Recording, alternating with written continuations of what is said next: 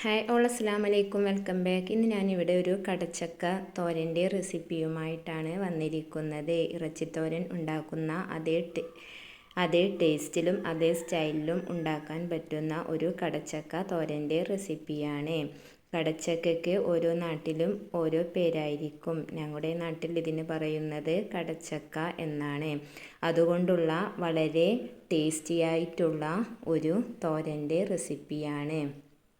എൻ്റെ വീഡിയോ ആദ്യമായി കാണുന്നവർ വീഡിയോ ഇഷ്ടമായാൽ സബ്സ്ക്രൈബ് ചെയ്യുക, ലൈക്ക് ചെയ്യുക, ഷെയർ ചെയ്യുക. വളരെ സിമ്പിളായിട്ട് ഉണ്ടാക്കാൻ പറ്റുന്ന കുറഞ്ഞ ഇൻഗ്രീഡിയൻസ് കൊണ്ടുള്ള ഒരു കടച്ചക്ക തോരൻ്റെ റെസിപ്പിയാണിത്. വീഡിയോ സ്കിപ്പ് ചെയ്യാതെ എല്ലാവരും കാണുക. വളരെ ടേസ്റ്റിയായിട്ടുള്ള ഒരു റെസിപ്പിയാണിത്. ഇനി വീഡിയോയിലോട്ട് പോവാം. ഇത് ഞാൻ ഒരു കടായിലാണ് ഉണ്ടാക്കുന്നത്. അതിലേക്ക് 2 ടേബിൾ സ്പൂൺ വെളിച്ചെണ്ണ ഒഴിച്ചു കൊടുക്കാം. ഈ വെളിച്ചെണ്ണ ഒന്ന് ചൂടായി കഴിഞ്ഞാൽ ഇതിലോട്ട് ഞാൻ 1/2 ടേബിൾ സ്പൂൺ കടുക് ചേർത്ത് കൊടുക്കുന്നുണ്ട്. ഈ കടുക് ഒന്ന് പൊട്ടിക്കഴിഞ്ഞാൽ ഇതിലോട്ട് നമുക്ക് ചെറിയ വലുപ്പത്തിലുള്ള ഒരു സവാള കുഞ്ഞതായി അരിഞ്ഞത് ഇതിലോട്ട് ചേർത്ത് കൊടുക്കാം.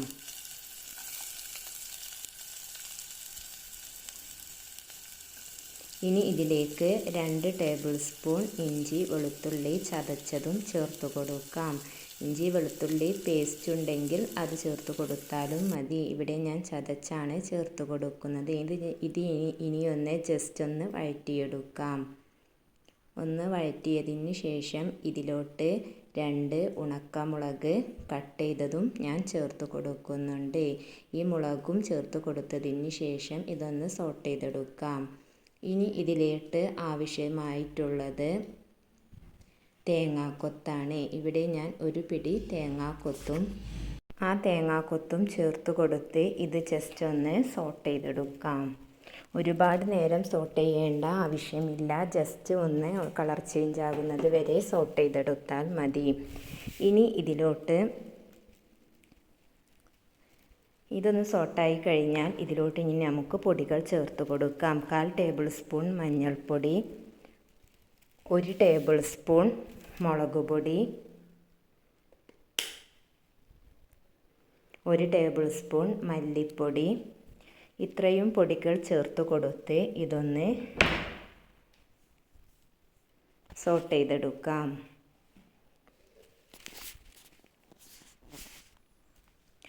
ഇനി ഇതിലോട്ട്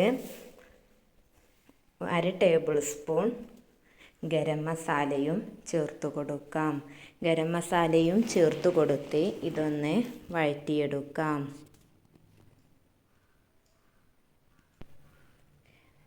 ഇതൊന്ന് വഴറ്റിയെടുത്ത് ഇതിലെ പച്ചമണം പോകുന്നത് വരെ ഒന്ന് സോട്ട് ചെയ്തെടുക്കാം.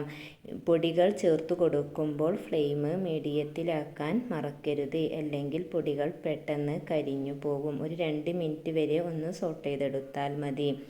അതിന് ശേഷം ഇനി ഇതിലോട്ട് ചേർത്ത് കൊടുക്കാനുള്ളത് തേങ്ങ ചിരകിയതാണ്.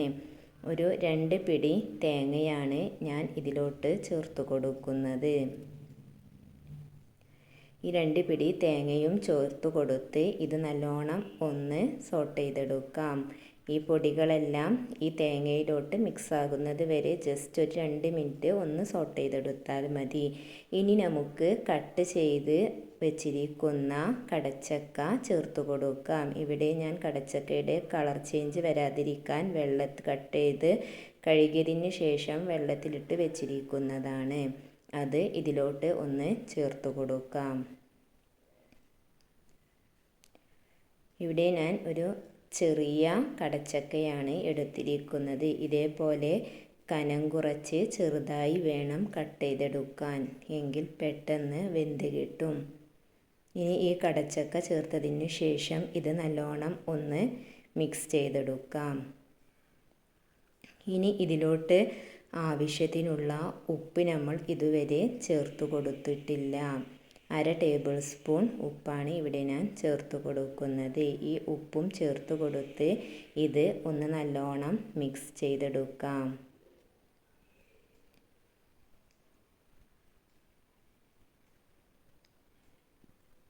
നല്ലോണം ഒന്ന് മിക്സ് ചെയ്തതിന് ശേഷം ഈ കടച്ചക്ക വേവാൻ ആവശ്യത്തിനുള്ള വെള്ളം ഒഴിച്ചു കൊടുക്കാം. ഇതിലോട്ട് ആവശ്യമായിട്ടുള്ള വെള്ളം ഒരു 1/4 ഗ്ലാസ് വെള്ളം ഒഴിച്ചു കൊടുത്താൽ മതി.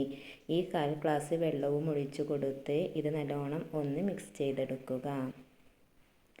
നല്ലോണം ഒന്ന് മിക്സ് ചെയ്തതിനു ശേഷം ഫ്ലെയിം മീഡിയം ടു ലോയിലാക്കിയിട്ട് ഇത് ഒന്ന് വേവിച്ചെടുക്കാം. മൂടി വെച്ച് വേണം ഇത് വേവിച്ചെടുക്കാൻ. അതിനു മുമ്പായിട്ട് ഇതിലോട്ട് ഒരു പിടി കറിവേപ്പിലയും ചേർത്ത് കൊടുക്കാം. കറിവേപ്പിലയും ചേർത്ത് കൊടുത്ത് ഇതൊന്ന് അടച്ചു വെച്ച് വേവിച്ചെടുക്കാം.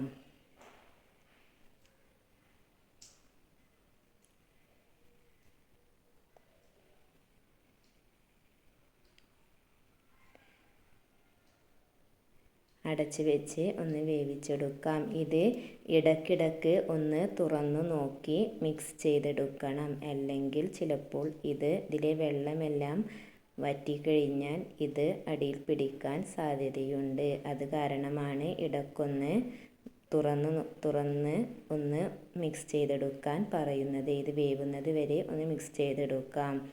ഇതിലെ വെള്ളമെല്ലാം ഡ്രൈ ആയി കഴിഞ്ഞാൽ വെന്തിട്ടില്ലെങ്കിൽ ഒരിത്തിരി കൂടി ചൂടുള്ള വെള്ളം ഇതിലോട്ട് ചേർത്ത് കൊടുക്കാം. കടച്ചക്ക പെട്ടെന്ന് വെന്ത് കിട്ടുന്നതായിരിക്കും. ഒരുപാട് നേരം വേവിക്കേണ്ട ആവശ്യമില്ല. ഇത് അടച്ചു വെച്ച് ഒന്ന് ഇളക്കി കൊടുക്കാൻ തുറക്കുമ്പോൾ തന്നെ നല്ല ഇറച്ചിക്കറിയുടെ സ്മെല്ല് വരുന്നതാണ്. സ്മെല്ല് മാത്രമല്ല ഇത് കഴിക്കാനും അടിപൊളി ടേസ്റ്റാണ്. ഇറച്ചിത്തോരൻ ഉണ്ടാക്കുന്ന അതേ സ്റ്റൈലിലാണ് ഈ കടച്ചക്ക ഉപ്പേരി ഞാൻ തയ്യാറാക്കുന്നത്.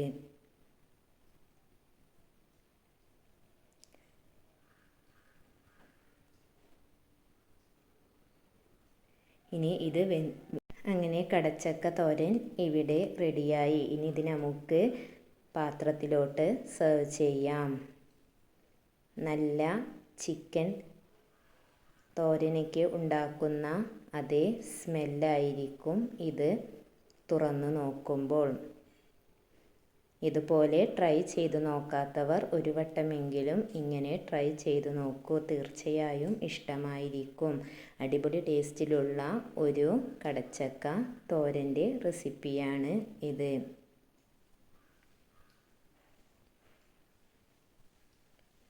ഇത് ചോറിൻ്റെ കൂടെ കഴിക്കാനും അപ്പത്തിൻ്റെ കൂടെ കഴിക്കാനുമെല്ലാം അപാര ടേസ്റ്റാണ്.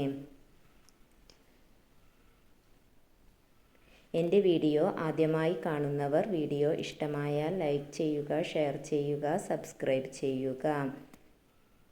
ബെൽ ബട്ടൺ കൂടി പ്രസ് ചെയ്യുക. എങ്കിൽ ഞാനിടുന്ന നോട്ടിഫിക്കേഷൻസ് നിങ്ങൾക്ക് കിട്ടുന്നതാണ്. അങ്ങനെ വളരെ ടേസ്റ്റിയായിട്ടുള്ള ഒരു റെസിപ്പിയാണ്. പുതിയൊരു വീഡിയോയുമായി വരുന്നത് വരെ അസ്സലാമു അലൈക്കും.